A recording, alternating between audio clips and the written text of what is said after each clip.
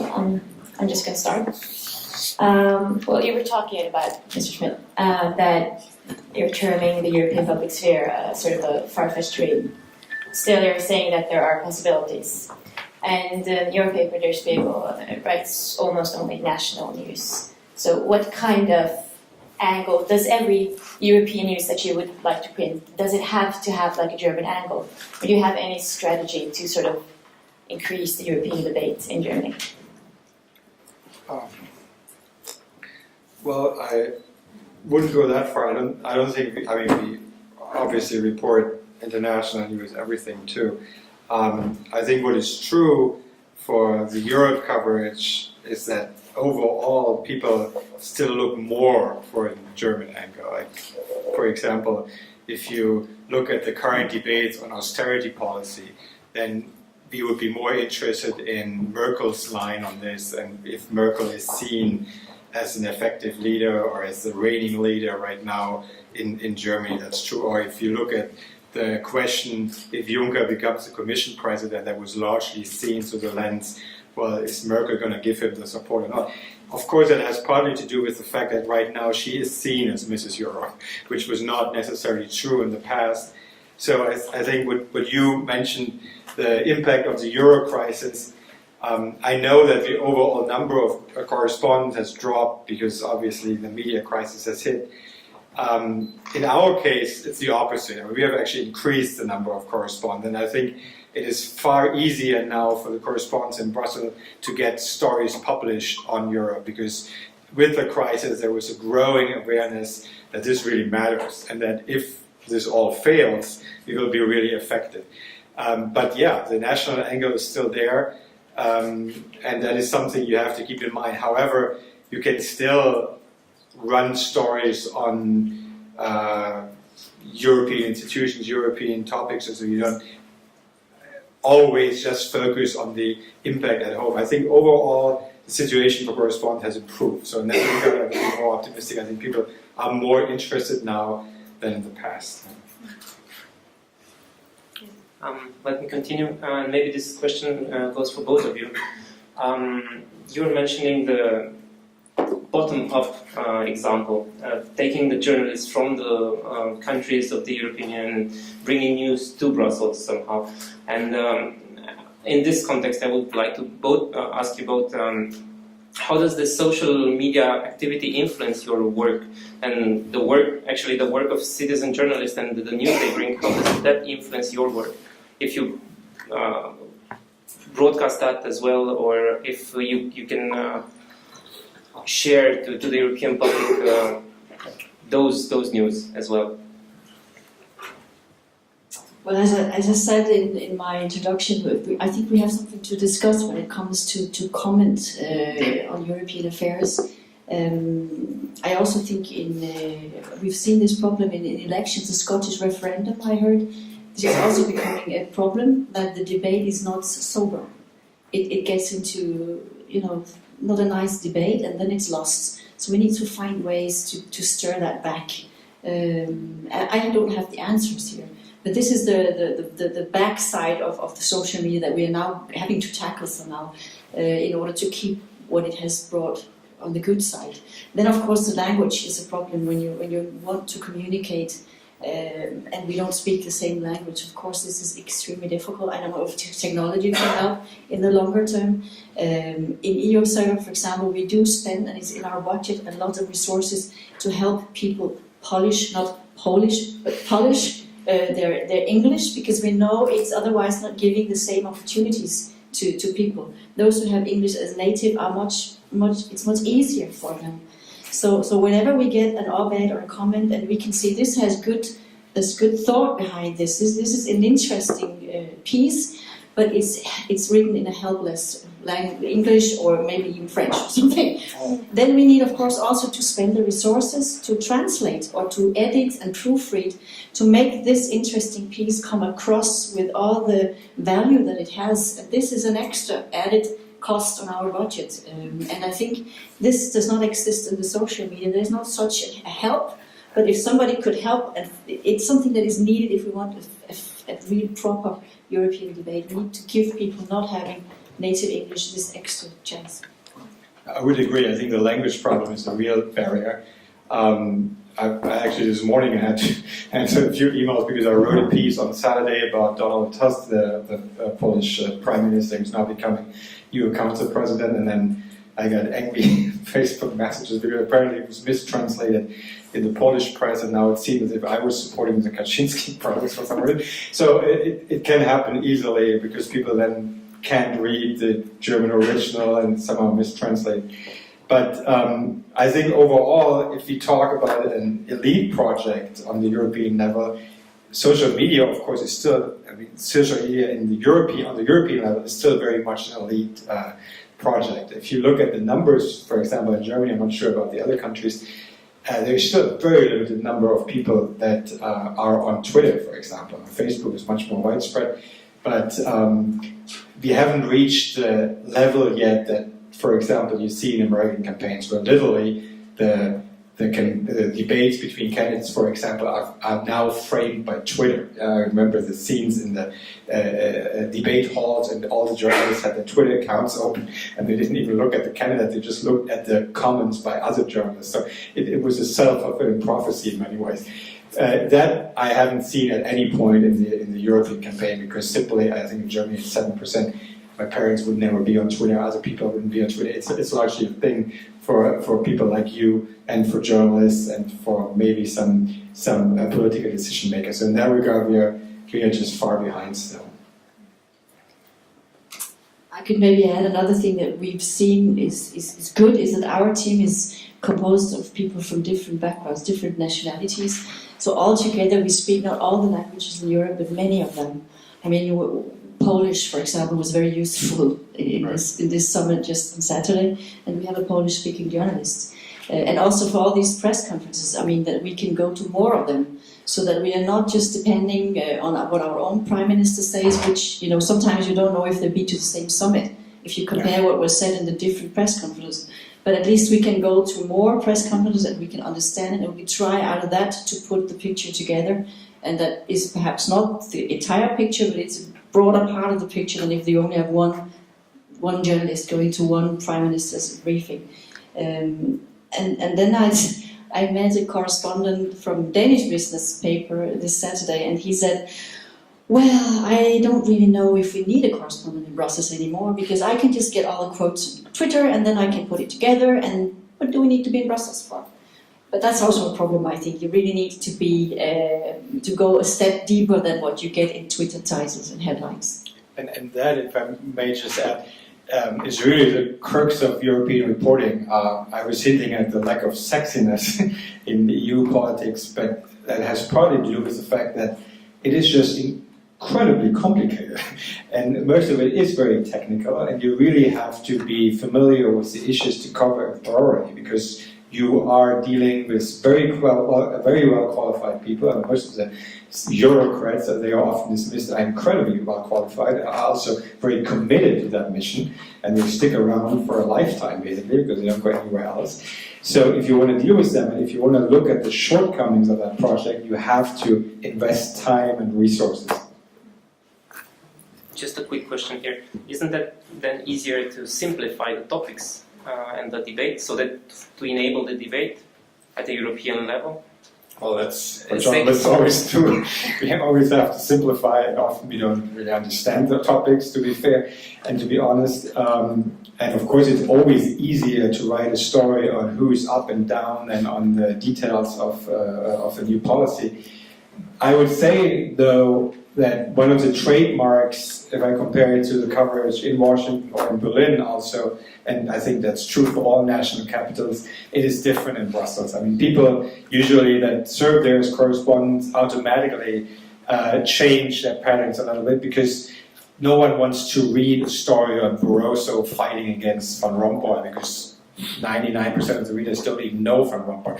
So they don't care, and then you have to commit more resources to the actual details. So I think in that regard, the coverage is better than people think. Yeah. I guess it would be interesting to continue what you mentioned about moderating the commentary fields. Because the Spiegel, do you decided to sort of choose what kind of topics people can comment on? right? And it would be interesting to hear what sort of considerations you did when you chose that path.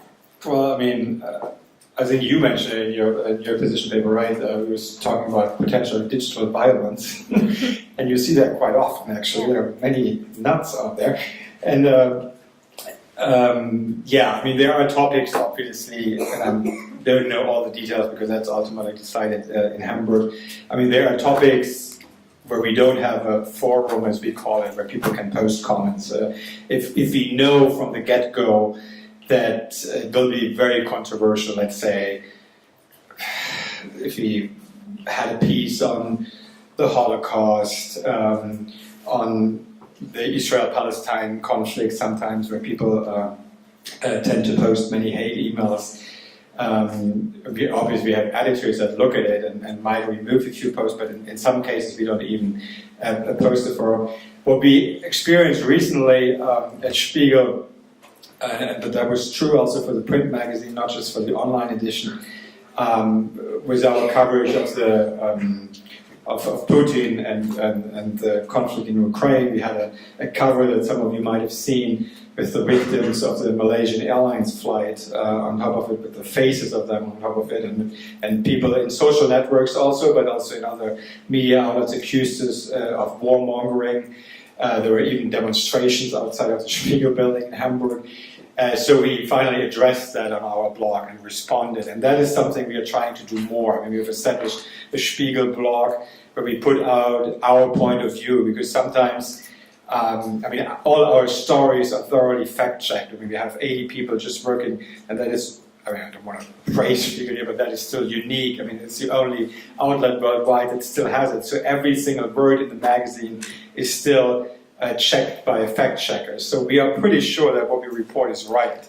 And then when people accuse us of making mistakes or are presenting their point of view, it can happen really quickly that by not responding, you lose that battle because the other side is just more active. And that we are trying to change. I mean, we are really trying to look at that, and when it pops up, we try to react rather quickly.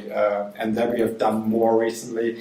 In the past, we were not that good at it, and we were just stonewalling, and then people used it against us.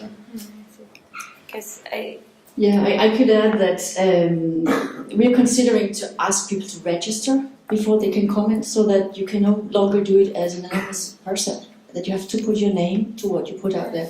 And we hope that will make people more responsible. But we should also not be naive. I mean, we are living in a political world, it's even at war, and we have had big problem with Russian trolls. Because we have had lots of reportings about the crisis in Ukraine, and we could see this is organized. These are Russian trolls, and they're organizing this, and they were basically destroying the debate on the side. We had to close it. We couldn't manage it. We couldn't moderate it. We couldn't. In some cases, it was very useful to have a full-time moderator. We had that in the elections because we were afraid of, basically more the hate speech was our concern. But it happened to be Ukraine that was the biggest problem. And we saw that sometimes you can have a dialogue with people who write something, and you can make them take it back or moderate themselves. Worst case, we had to simply block off certain people, but then it just show up with another identity. So if people really want to, you can't stop them. You can only stop the debates, which is a very horrible thing to have to do in the end. How you stop Russian trolls, or maybe it's even organized, I don't know this. And we have a big problem here, because we cannot have that free debate is then not going to happen, because we cannot do it in a proper way, because it's abused. We have also done, we're testing this, we're in a new world, nobody has the answer, we're just trying things out as we see the problems come. One of the problems what we thought could help was we could give our system keywords and say, if there are comments using these words, give us a flag, so at least we don't have to look at all the comments, but there are some that we certainly should address. Roma, for example, Holocaust, some keywords that should make us react and just check these postings. But again, I think it's a flood, and it takes lots of resources and barriers to stop it and to make sure that it's running in the proper way. What is an interesting project, a few colleagues of mine who have Arabic or foreign-sounding names, they started a project a little while ago. It's called hate poetry. So they get together in a German city or elsewhere and sit on a panel and just read out the most hateful comments, and then in the end the audience votes who got the most hateful comment of the evening. And it's incredibly successful. It's always packed, and I think that's in a way an ironic way to deal with it. Yeah. Because I guess there's a risk by editing it away, it will still exist. Like those racism and extremism thoughts will still be there, but just in another sphere than the public. Right. So how do you address that? Like by choosing to have some topics, for instance, of asylum policies or more tabloid topics. Well, I mean, I think that's a broader question. That's really, and the setting is right for this, given the aim or mission of your foundation, but that's your definition of free speech, of course. I mean, again, if you looked at the US or so, where you really have this idea of sunlight policy, basically the more expression the better, and nothing is forbidden, and you can do anything, and you can say anything, and that's fine. That's not the case, at least in Germany. There are strict limits, and of course, given our past, we have settled on a different pattern, actually some expressions of freedom. And I feel quite strongly about that, because that was the topic of my dissertation about, for example, Holocaust denial, if that is legal or not. And of course, there's a very different approach taken by Americans or British than by the Germans, where it is illegal. And that is true in that context too. I mean, we have certain limits of freedom of speech, and we don't want to give an opportunity for these people to express that. That is seen differently by other outlets that just say, well, it should all be out in the open. We just take a different approach, and I don't think it's unusual for the German, given the German background. Yeah. But it's rather similarly handled in other countries, from what I observed. Regarding the EU Observer, you were mentioning in your speech the point about having a real debate, not just a debate. How is that at EU Observer? Isn't it the tendency that just a lot of people, pro-EU people, are like agreeing in everything? Do you have a real debate, or what kind of strategy do you have to create that? Well, we haven't really, we've let it be free so far, but I think we're coming to a point where we realize that it's not as easy as that. We have to do something to keep it a proper and good debate, and not being to control the debate. And this is the dilemma. How do you do this? If we find out, I think it's not perfect, and we will do what we can. I realize it takes resources, and maybe as a media we should say, okay, we do the journalism. But the discussion about the journalism has to go somewhere else, because we do not have resources to moderate it and sit at all hours, 24 hours a day, and see what's going on. We don't have the resources to help people come across in other languages so they can have a proper debate cross-border. So maybe we have to realize either somebody gives us these resources, or we have to say this debate has to take place somewhere else, since we are devoted to do the journalism.